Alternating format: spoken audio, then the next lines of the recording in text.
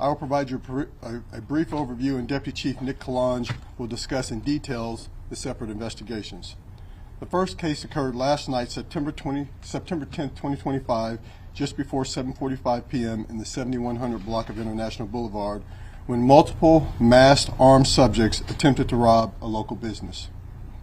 During this attempted robbery, 5 of the subjects were struck by gunfire.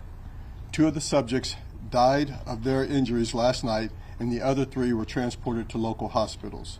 Additionally, an employee of the business was struck by gunfire, resulting in non-life-threatening injuries. The second case regarding the fatal shootings that occurred just after 3 a.m. on September 6, 2025, one in the 500 block of 17th Street and the second in the 500 block of 18th Street. Both of these incidents are currently still under investigation, and I'm going to turn it over to Deputy Chief Nick Kalange of our Criminal Investigations Unit to provide additional details regarding the status of each of these investigations. Nick. Thank you. Good afternoon. On September 10th, 2025, just before 7:45 p.m., the Oakland Police Department received notice of an alarm emanating from Eddie Cash for Gold at 7114 International Boulevard. The alarm call for service was followed by several 911 phone calls indicating a shooting had taken place at that location. Oakland police officers responded, locating 7 individuals inside that location. 5 of those 7 were involved in what appeared to be an attempt robbery. The other 2 were employees of that business. At this time, the follow-up investigation has revealed that 5 suspects entered the business and began to assault the employees inside. Some of these robbers were armed with firearms. The employees likewise armed themselves, and an exchange of gunfire occurred between the 2 parties. Upon OPD arrival, 2 of the 5 suspects were found suffering from severe gunshot wounds. One of them was pronounced deceased on scene. Officers rendered first aid to the other, who was transported to a local hospital, but also succumbed to his injuries. Of the remaining 3 suspects, each suffered a survivable gunshot wound, were treated at local hospitals, and brought to the police department for follow-up. One of the 2 employees suffered a survivable gunshot wound, was treated at a local hospital, and was also brought to the police department for follow-up. The homicide section and district attorney's office investigators conducted follow-up work overnight on this case. The surviving 3 suspects have been booked on suspicion of murder as well as attempt robbery. Neither of the 2 employees from the business are in custody. All 5 of the attempt robbers have been identified as being from Stockton. There were 4 male adults and 1 male juvenile with this group. 2 of the adult males were killed. At this time, we are not seeking additional suspects. The case remains open, investigated by the Oakland Police Department in cooperation with investigators from the Alameda County DA's office. As far as updates on the other 2 cases, the case involving Mr. Israel Miller, who was killed on the night of September 6th, is a 19-year-old man who was killed on the 500 block of 18th Street. We continue to review evidence. We have interviewed multiple witnesses, have identified some persons of interest in the case, and are seeking opportunities to speak with them. The other case from the same evening around the same time in the 500 block of 17th Street involved the deceased Mr. John Escobel Jr. We continue to collect and review evidence. We've recovered 1 vehicle that was connected to this scene. We have made 1 arrest related to the violence from this scene and are working on identifying other persons of interest.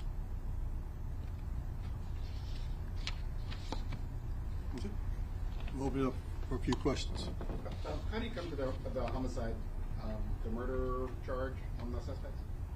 From last night? From the shooting last night, yeah. Right.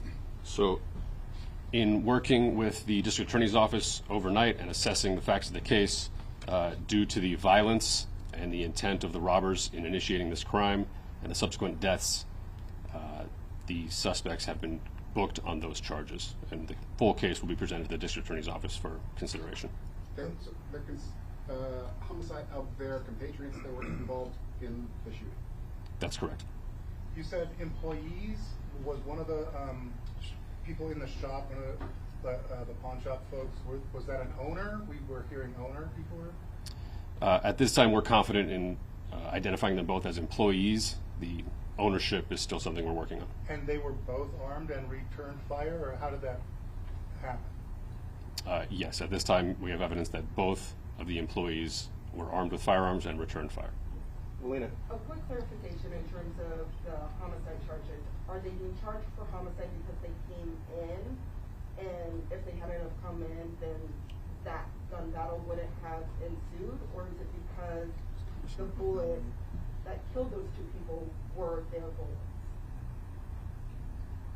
I'm sorry, can you repeat the question? Who shot who is what she said. Did they shoot Who shot first? So it's a felony murder rule, right? Yeah, This- yes, the fellow, yeah. Go ahead, Nick. No, so because of the nature of the act and the attempt robbery, the felony, the underlying felony conduct, then the subsequent deaths of the suspects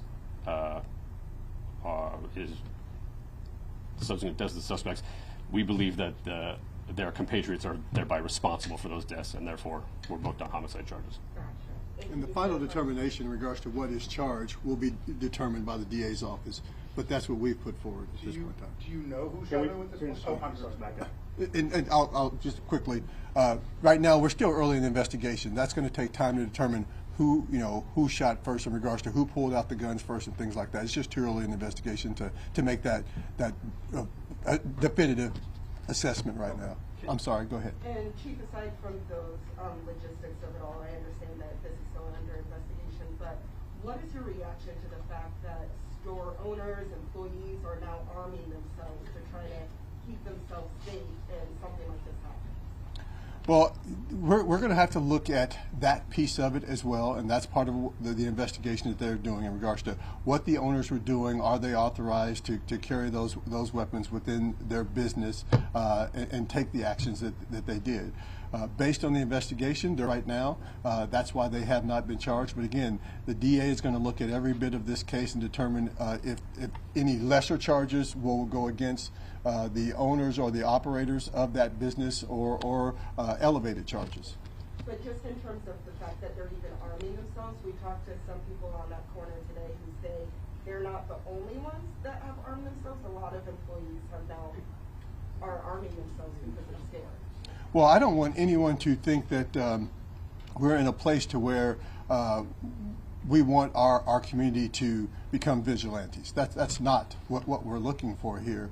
But you have a situation to where the employees of the business were conducting business, and then 5 masked armed subjects, and not all of them were armed, but several masked armed subjects came in there and attempted to rob them, and they defended themselves. Again, the final outcome in charging is going to be a decision of the DA's office. Harry? Backing up on the suspects, can you at least give the age of the juvenile, and are any of these 5 related to each other family-wise, and any talk about gang ties? We're still in early phases of this investigation. We have not been able to identify any family relations between the suspects. The juvenile was 17 years old. Just a question as far as, like, what is your guys' reaction knowing that people came from Stockton, which is almost 2 hours away, to come here to commit these crimes? Our reaction is that it's our solemn duty to investigate murders and crimes that occur in the city of Oakland, and we take that responsibility very seriously. And we have dedicated a lot of resources overnight, department-wide, to getting as far as we have in this case thus far. So we appreciate the opportunity to work with the DA's office moving forward for prosecution. Yeah, and I think there was a smash and grab in, like, Milpitas earlier in the day. Is there any indication that they might be the same suspects? Right now, and that's a question that our investigators are looking at, is are these individuals involved in any of the other smash and grabs throughout the Bay Area? So that's going to be part of the investigation, but right now we don't have any information that they were connected. Okay, and it's not unusual for a pawn shop employee to be armed, right? I mean, that's not crazy? It just depends on the business and what the law allows them to do within their own business and how that business is set up. What can you tell business owners in Oakland right now that don't feel safe? Well, what I would tell them is, when you look at our crime stats, not only are our homicides down over 20%, Our robberies are down over 35%. Our violent crime is down over 30% across the city. What we're doing in regards to ceasefire and our violence prevention efforts is working. It's going to take time. You're going to have these incidents that we've experienced over the last couple of weeks, but when you look at it collectively over the last 18 months, almost 2 years, you're looking at double-digit reductions in violent crime across the city. And when I say double-digit reductions, you're talking over 25-30% reduction in crime, in violent crime, Part 1 violent crimes across the city for almost 2 years straight. So it's going to take time for us to get to where we want to be, but what we are doing is working. Thank you so much. We appreciate you for coming. Thank you, sir. No, that's not.